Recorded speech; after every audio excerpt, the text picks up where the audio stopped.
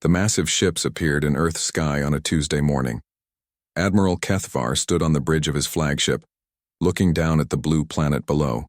His reptilian eyes showed no emotion as he studied the data on his screens. Earth looked peaceful from space, with white clouds moving slowly across green and brown landmasses. "This world will be easy," he said to his crew. "The humans are weak. They still burn dead plants for energy. They fight with metal bullets instead of energy weapons. This conquest will take less than 1 day." His officers nodded in agreement. The Zephyrian Empire had conquered 47 worlds in the past century. None had taken more than a few hours to surrender once they saw the alien fleet. Earth would be no different. Far below on Earth, Lieutenant Colonel Jake Morrison sat in his chair deep inside Cheyenne Mountain. The screens around him lit up with warnings as the alien ships entered Earth's atmosphere. His coffee grew cold as he watched the massive vessels take positions above major cities around the world. "Sir, we're getting readings from 12 different locations," his communications officer reported. "Ships are positioned over New York, London, Tokyo, and 9 other major cities." Jake picked up his phone and dialed a number he hoped he would never need to use. "This is Morrison at NORAD. We have a situation. Multiple unknown aircraft of massive size have entered our airspace. They're not responding to any communications." Within minutes, the phone calls spread across the globe. Military bases activated. Emergency protocols. Presidents and prime ministers were woken from sleep. The world's most powerful leaders gathered in secure locations as humanity faced something it had never seen before. President Lisa Hamilton sat in the Situation Room beneath the White House. The screens showed images of the alien ships hovering silently above cities. Each ship was the size of a small city, dark metal structures that seemed to absorb light rather than reflect it. "What do we know about their capabilities?" she asked General Rick Barnes, who had just arrived from the Pentagon. "Nothing good, ma'am," Barnes replied. "Our radar shows they're made of materials we can't identify. They're not using any propulsion system we understand, and they're big enough to carry thousands of troops each." Dr. Amy Rodriguez, the government's top scientist, studied the data streaming in from observatories around the world. "The technology required to build ships this size and move them through space is far beyond anything we have. We're looking at a civilization that's probably thousands of years ahead of us." The president rubbed her temples. "Options? Limited," General Barnes said. "We can try to communicate. We can prepare our defenses. But if they want to destroy us, I'm not sure. We can stop them." On the other side of the world, Captain Steve Parker received orders aboard his submarine in the Pacific Ocean. The USS Virginia was one of America's most advanced submarines. But as he read the message, Parker knew it might not be enough. "All hands, this is the captain," he announced over the ship's communication system. "As of 10 minutes ago, Earth is under threat from an unknown alien force. We are to maintain combat readiness and await further orders." The crew looked at each other, with worry and confusion. They had trained for wars against other countries, not against visitors from space. Above them, Colonel Nina Walsh was scrambling every available fighter jet on the West Coast. Her F-22 Raptor squadron took off from their base in California, climbing toward the alien ships that hung motionless in the sky. "Control, this is Viper Squadron," she radioed. "We have visual contact with the unknown aircraft. It's massive. Repeat, this thing is the size of a football stadium." Back in space, Admiral Kethvar watched the small human aircraft approach his ships. He was amused by their primitive jet engines and tiny weapons. His species had been flying through space when these humans were still living in caves. "Shall we destroy them, Admiral?" asked his weapons officer. "Not yet," Kethvar replied. "Let them see how powerless they are. Then we will deliver our message." The alien ships began broadcasting on every radio and television frequency on Earth. The signal was strong enough to override emergency broadcasts, cell phone networks, and internet communications. Every human on the planet heard the same message at the same time. "People of Earth," the voice said in perfect English, though it sounded mechanical and cold. "You are now subjects of the Zephyrian Empire. Your world has been selected for integration into our territory. You have 72 hours to surrender your weapons and submit to our authority. Any resistance will result in the destruction of your cities and the elimination of your species. The message repeated in every major language on Earth. Then the alien ships went silent again, hovering like dark clouds above the world's capitals. President Hamilton stared at the now quiet screens. 72 hours. They're giving us 3 days to give up, General Barnes said. That's actually more generous than I expected. Dr. Rodriguez shook her head. It's not generous. It's practical. They want us to see how outmatched we are. They want us to surrender without a fight so they don't have to waste resources destroying us. Around the world, other leaders were having similar conversations. The British Prime Minister, the Chinese President, the Russian Premier, all were looking at the same impossible situation. Fight against superior technology and likely lose everything, or surrender and hope for mercy. Captain Steve Parker surfaced his submarine to get better communications with his commanders. The alien ship above the Pacific Ocean was clearly visible, a dark shape against the blue sky that seemed to bend light around it. "Control, this is Virginia," he radioed, requesting permission to engage if they make any hostile moves. "Negative. Virginia. Maintain position and observe." Parker understood the orders, but he also understood his crew. These were men and women who had sworn to defend their country. Asking them to watch alien invaders without fighting back would be the hardest thing they had ever done. Colonel Nina Walsh landed her squadron and immediately began planning for the worst. If the aliens attacked, her jets would be among the first to respond. She studied the technical data they had gathered during their flyby. "The ship's hull appears to be smooth metal, but our sensors can't penetrate it," she reported to her commanders. "No visible weapons, but that doesn't mean they don't have them. These things could probably destroy a city with one shot." In the Situation Room, President Hamilton was on the phone with leaders around the world. Every conversation was the same. No one wanted to surrender, but no one knew how to fight back against such advanced technology. "We need more time," she said to her advisors. "Time to study them. Time to find weaknesses, time to prepare." "We have 72 hours, General Barnes replied. "Then we find out what they're really capable of." Above them all, Admiral Kethvar waited patiently. In his experience, most species used their final hours to argue among themselves and prepare for surrender. The humans would be no different. By the end of the week, Earth would be another trophy in the Empire's collection. He had no idea how wrong he was. The first shot was fired 62 hours into the countdown.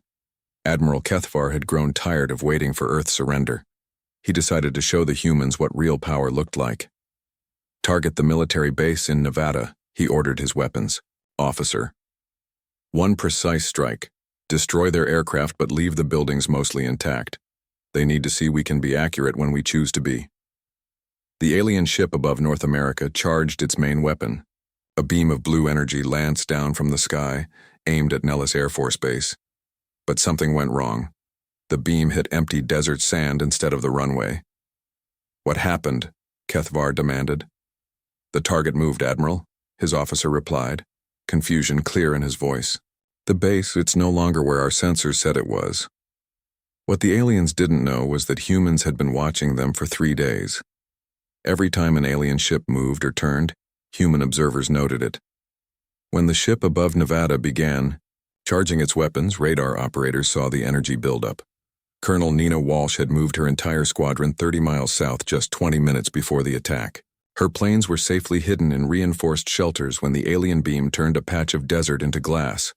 "All units, this is command," came the radio message. "The aliens have opened fire. All forces are now authorized to engage." Captain Steve Parker had been waiting for those words. His submarine was positioned directly beneath the alien ship hovering over the Pacific Fleet. The aliens had been so focused on threats from above that they never thought to look underwater. "Fire tubes 1 through 4, Parker ordered. 4 torpedoes launched from the USS Virginia, racing toward the surface. The alien ship's sensors detected them only seconds before impact. The explosions rocked the massive vessel, tearing holes in its lower hull. On the bridge of his flagship, Admiral Kethvar felt the deck shake beneath his feet. "Report!" he shouted. Ship 7 has been hit by primitive explosive devices launched from beneath the water, came the panicked reply. Hull breach on 3 levels. They're requesting immediate assistance. Kethvar stared at his screens in disbelief. No species in the Empire's history had ever attacked from underwater. Most civilizations fought in space or on land. The idea of hiding weapons beneath the ocean was completely foreign to Zephyrian military thinking. How many ships do they have underwater? He demanded. Unknown, Admiral.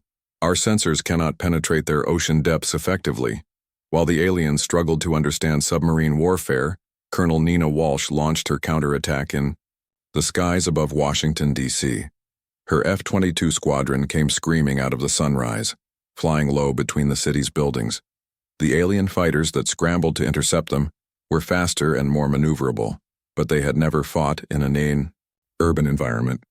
Nina's pilots used the Washington Monument, the Capitol building, and office towers as cover, forcing the aliens to choose between destroying human structures or losing their tactical advantage. Viper 2, break left around the Lincoln Memorial, Nina radioed to her wingman. Viper 3, take him high over the White House. The alien pilots tried to follow, but their computer systems were designed for open space combat. Flying between buildings at high speed while tracking multiple targets was something their technology couldn't handle effectively. Nina locked onto an alien fighter and fired 2 missiles. The alien ship's energy shields absorbed the first hit, but the second missile punched through and sent it spinning into the Potomac River. Splash 1, she called out. These things can be killed.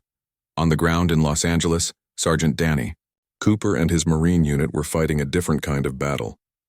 The aliens had landed troops in Griffith Park expecting to secure a foothold in the city.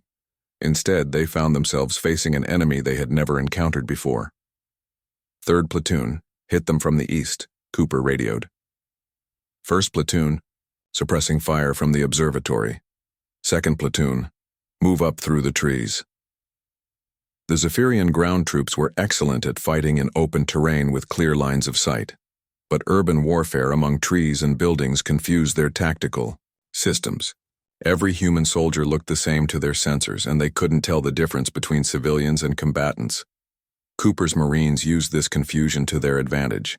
They dressed like civilians, hid weapons in normal buildings, and attacked from directions the aliens never expected. When a group of alien soldiers took cover behind parked cars, Cooper's men attacked them from inside the surrounding buildings.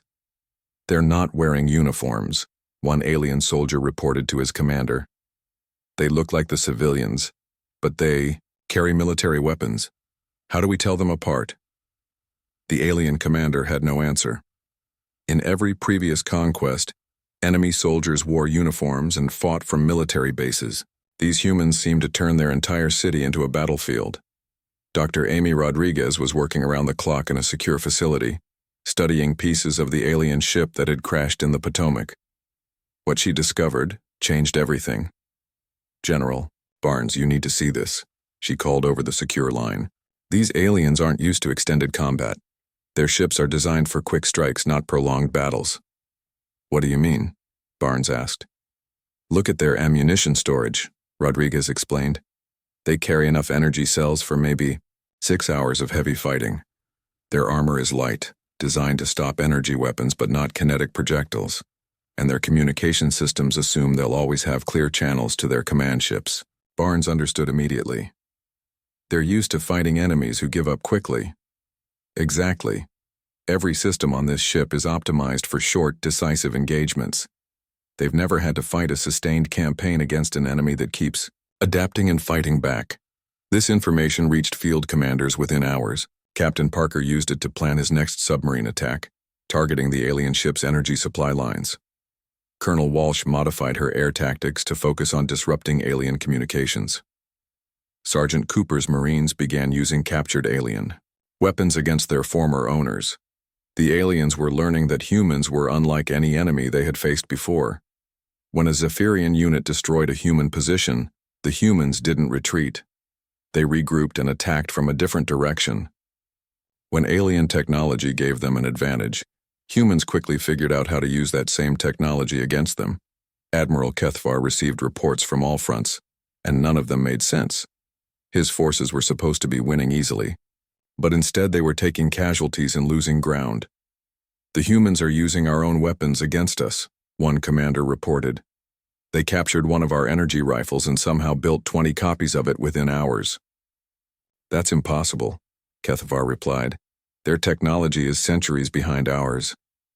"They're not trying to understand how it works, Admiral. They're just copying what they can see and making it work with their own materials." Another report came in from the ground forces in Los Angeles. "The human soldiers don't seem to have a central command structure. When we eliminate their leaders, new ones immediately take their place. They're fighting like their entire species is one military unit." HFY had seen many species fight for their lives, but never like this. Most civilizations had armies that fought while their civilians hid. These humans seemed to treat war as something their entire population participated in. The 72-hour deadline came and went. Instead of surrender, the humans escalated their attacks. They had started the conflict with primitive weapons, but within 3 days they were using modified alien technology in ways its original designers never imagined. "Admiral," his communications officer reported, "we're receiving a message from the humans." "Let me hear it." President Hamilton's voice came through the speakers, calm and clear. "This is the President of the United States, speaking for the people of Earth. We have received your ultimatum, and this is our response. You came to our world uninvited. You threatened our families and our freedom. You expected us to surrender without a fight. You were wrong. We are not your subjects, and we will never be your subjects. Every day you remain in our sky, we will make you regret it more." The transmission ended. Admiral HFY stared at his screens, watching as human forces continued their attacks across the globe. For the first time in his military career, he began to wonder if the Zephyrian Empire had made a terrible mistake. 3 weeks had passed since the aliens first arrived. What Admiral HFY had planned as a quick victory was turning into his worst nightmare. Every day brought new reports of losses, and every strategy his commanders tried seemed to fail. Against human tactics, "Send reinforcements to Earth," he finally ordered. "Double our fleet size, triple it if necessary." His senior officer looked worried. "Admiral, the High Council is asking questions.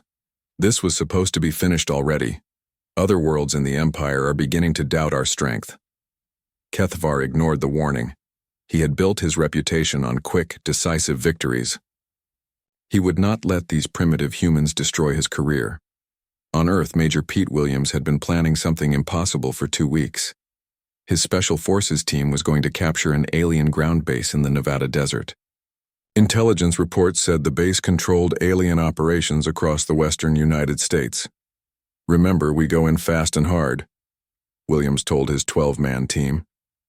"These aliens have better weapons, but they've never faced soldiers who train for this kind of mission every day of their lives." The team moved across the desert at night, using night vision equipment the aliens couldn't detect. Their reconnaissance had shown that Zephyrian guards were positioned like they expected attacks, from the front. No one was watching for humans crawling through the sand from multiple directions. Williams and his men struck at dawn. The alien guards were caught completely off guard by humans appearing from positions they thought were empty. The Special Forces team moved through the base like ghosts, clearing room after room with practiced efficiency. "Package secured," Williams radioed back to command. "We have prisoners and a lot of their equipment." The captured alien base revealed something important. The Zephyrian ground forces were not trained for extended combat operations. Their food supplies were designed to last only days, not weeks. Their weapons needed special maintenance that could only be done on their ships. Most importantly, their soldiers had never been taught to fight without constant support from above. Captain Lisa Chen was learning similar lessons at sea. Her destroyer, the USS Farragut, was leading a coordinated attack on alien ships trying to land more troops on the California coast. The battle had been going on for 6 hours, and the aliens were making critical mistakes. "They keep trying to fight us like we're in space," she told her weapons officer. "They don't understand that the ocean gives us advantages they can't counter." Chen's ship used underwater terrain to hide from alien sensors, popping up to fire missiles before disappearing. Behind islands and underwater mountains, the alien ships designed for open space combat couldn't track targets that used the ocean floor for cover. "Target the lead ship," Chen ordered. "Hit them with everything we have." The USS Farragut and 3 other destroyers fired simultaneously. The alien vessel, overwhelmed by attacks from multiple directions, crashed into the Pacific Ocean. Its crew was captured by waiting submarines. General Rick Barnes was coordinating the global war effort from his command center in Washington. The reports coming in from every continent told the same story. Human forces were not just surviving against superior technology, they were winning. "The aliens are making the same mistake everywhere," he explained to President Hamilton during their daily briefing. "They're fighting the war they know how to fight, not the war we're giving them." Barnes pulled up a global map showing battle locations. "Look at this pattern. Every time they try to establish a base, we attack it from directions they don't expect. Every time they mass their forces for a big assault, we scatter and hit their supply lines. They're used to enemies who fight like they do." Dr. Amy Rodriguez had been working with captured alien prisoners for a week. What she learned changed her understanding of the entire war. "General, these aliens have never fought a species like us," she reported. "The Zephyrian Empire conquers worlds by showing up with overwhelming force and demanding surrender.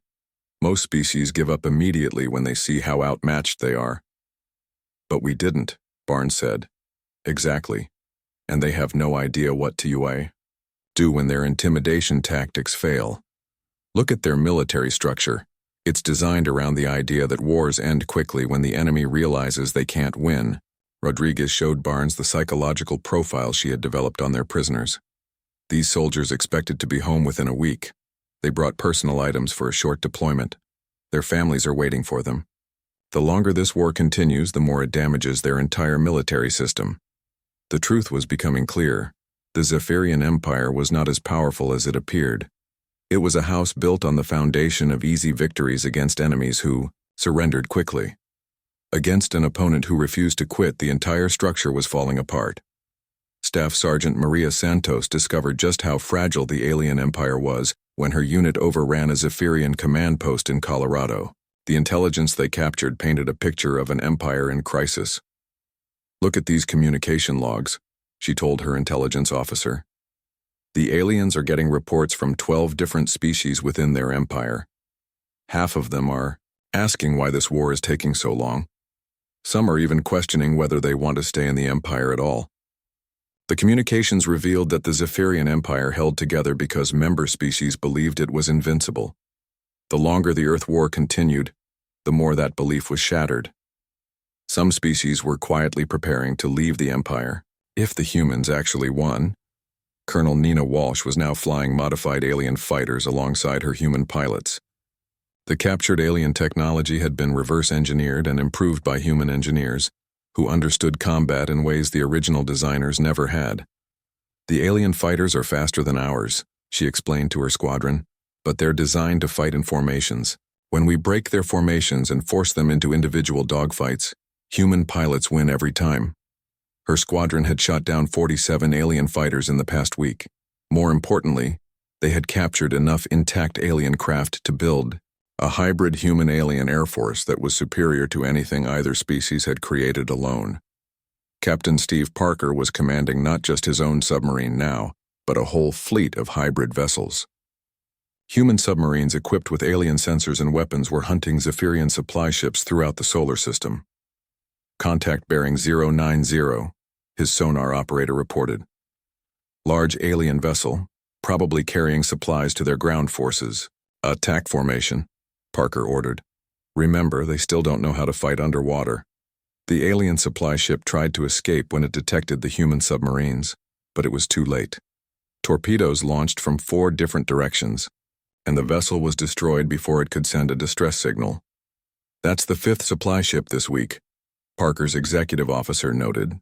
"At this rate, their ground forces won't have enough food or ammunition to continue fighting." The war was turning into something Admiral Kethvar had never experienced. Human forces were not just defending their world, they were going on the offensive. Human ships were attacking alien positions throughout the solar system. Human soldiers were capturing alien bases and turning them into human strongholds. Most disturbing of all, humans were getting better at fighting aliens faster than aliens were learning to fight humans. Every captured piece of alien technology became a human weapon within days. Every alien tactic was quickly countered by human adaptations. "Admiral," his communications officer reported with obvious fear, "we're receiving surrender requests from 3 of our ground commanders.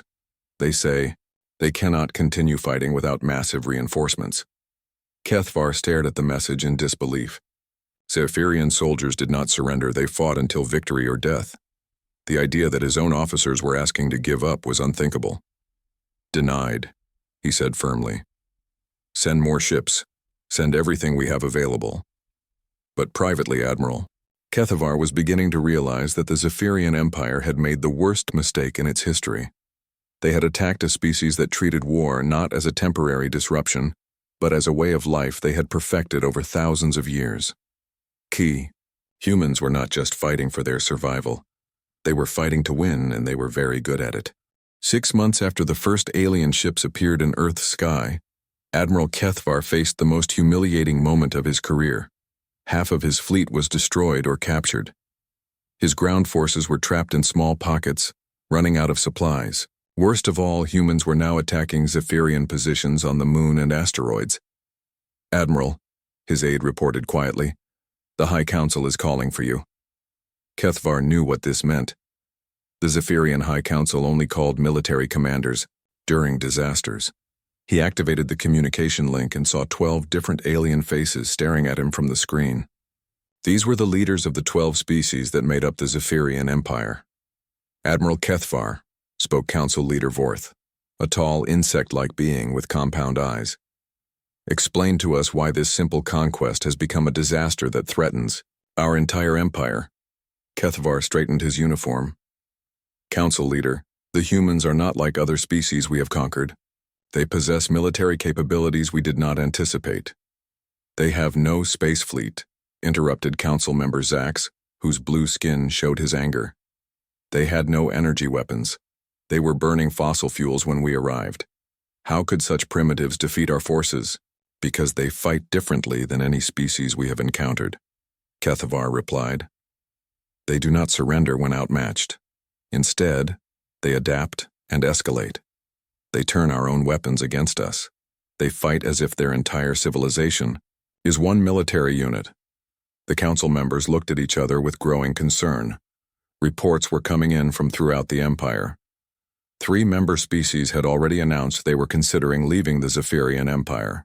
Others were demanding to know why their soldiers were dying in a war that was supposed to last only days. Captain Steve Parker was leading humanity's first offensive operations beyond Earth's atmosphere. His hybrid submarine spacecraft, built using captured alien technology, was hunting Zephyrian supply convoys between Mars and Jupiter. "Contact on sensors," his weapons officer reported. 3 alien freighters, lightly defended. "Target the lead ship," Parker ordered. "These supplies were meant for their forces on Earth. Let's make sure they never arrive." The attack was swift and precise. Human tactical doctrine had evolved to incorporate alien technology. But the reverse was not true. The Zephyrian crews still expected to fight enemies who used predictable strategies. They had no defense against opponents who had spent centuries perfecting the art of warfare. On Earth, President Lisa Hamilton was preparing for a communication that would have been impossible 6 months earlier. The aliens had requested negotiations. For the first time since the war began, they were asking to talk instead of demanding surrender. "Dr. Rodriguez will lead our negotiation team," Hamilton announced to her cabinet. "General Barnes will provide military support. We go into these talks from a position of strength." Dr. Amy Rodriguez had spent months studying alien psychology and culture. She understood that the Zephyrian Empire was not just losing a war, it was facing the collapse of everything it had built over centuries. "The key point," she explained to the negotiation team, "is that their entire empire is based on the idea that they are invincible. Every species that joined them did so because they believed the Zephyrians could protect them. Our resistance has shattered that belief."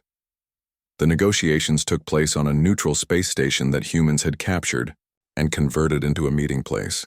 When the alien delegation arrived, Dr. Rodriguez was surprised by what she saw. The Zephyrian representatives looked tired and defeated. "We come to discuss terms for ending this conflict," announced the lead alien negotiator. "We're listening," Rodriguez replied. "But understand that Earth will not accept anything less than complete withdrawal of all Zephyrian forces from our solar system." "That is acceptable," the alien said, his voice showing surprise at how easily he agreed. "General, Rick Barnes presented humanity's full list of demands: complete alien withdrawal, full technological exchange, reparations for war damage, mutual defense agreements with former Zephyrian member species who wanted independence, and most importantly, human access to interstellar space. These terms are harsh," the alien negotiator said. "They're the terms of the winning side," Barnes replied. "6 months ago, you demanded our complete surrender. Now we're offering you the chance to leave with your lives. I'd call that generous." The truth was that the Zephyrian Empire could no longer continue the war even if it wanted to.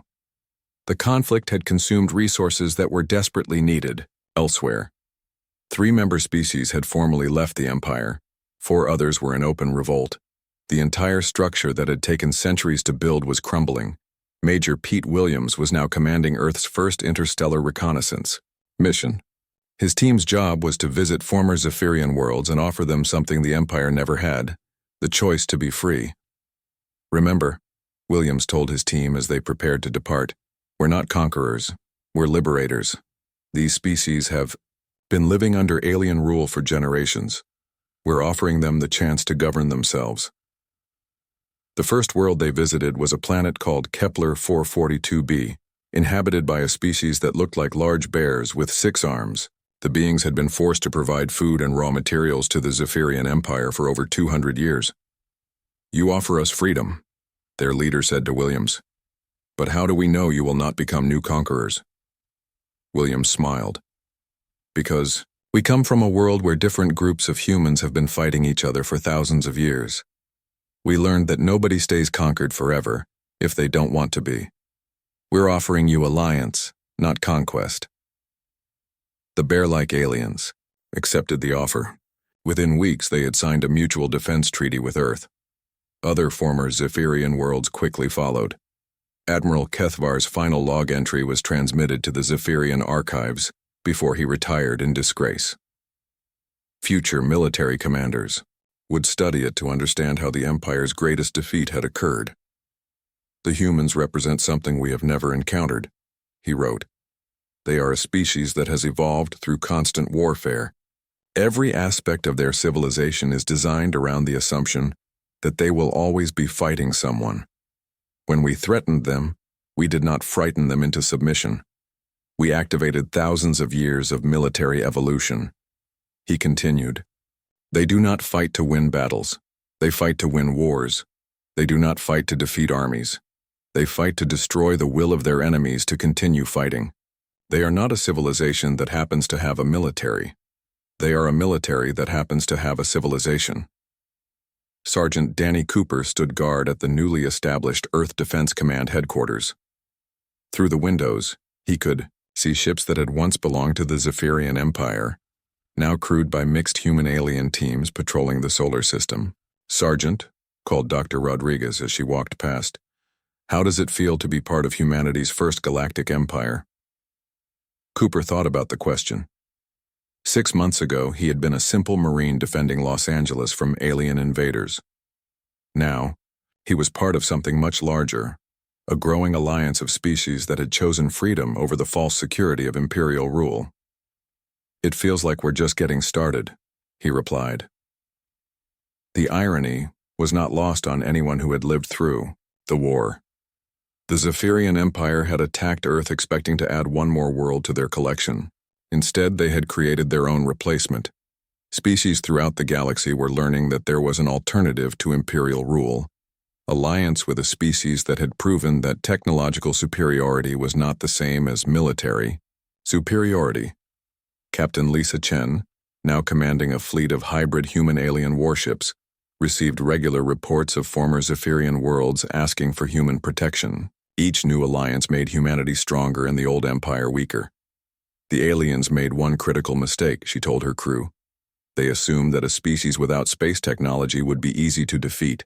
They never considered that we might have spent all our time on one planet learning how to fight. The war had ended, but its consequences were just beginning.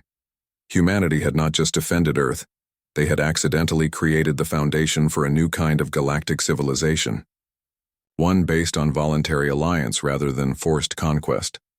One led by a species that understood that the greatest military victory was not defeating your enemies, but making them regret ever starting the fight. As Admiral Kethavar had written, in his final report, the Zephyrians had not just lost a war, they had awakened something that would change the galaxy forever. They had turned a species of planetary fighters into an interstellar force that would ensure no other civilization would ever again face the choice between surrender and extinction. The aliens had declared war on Earth, and they would regret it for the rest of galactic history.